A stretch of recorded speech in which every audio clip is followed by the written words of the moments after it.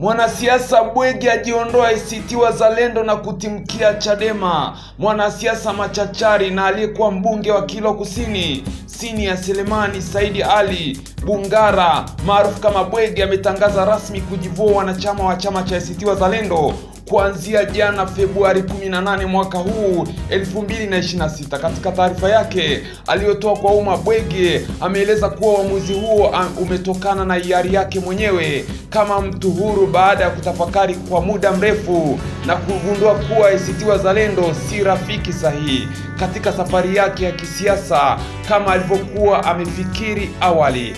Bwege ambaye anajulikana kwa msimamo wake thabiti na lugha za mvuto majukwani amebainisha kuwa mwelekeo wa sasa wa ACT Wazalendo ni tofauti na matarajio yake, jambo linalopelekea kuamua kutafuta jukwaa lingine na kuendelea mapambano ya kisiasa.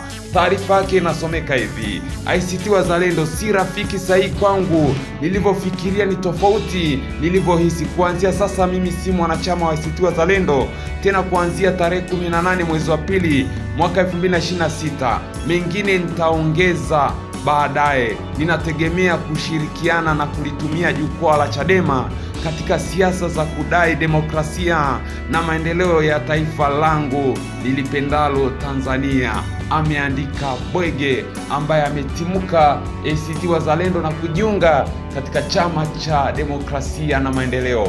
Mara kadhaa tumemwona Bwege akihudhuria katika harakati za chama cha demokrasia na maendeleo kama kwenda mahakamani kusikiliza au kufuatilia kesi ya mwenyekiti wa chama cha demokrasia na maendeleo Tundu Antipas Lissu, na leo hii ametangaza uamuzi wa kujiondoa ACT na kujiunga na chama cha demokrasia na maendeleo, yaani Chadema.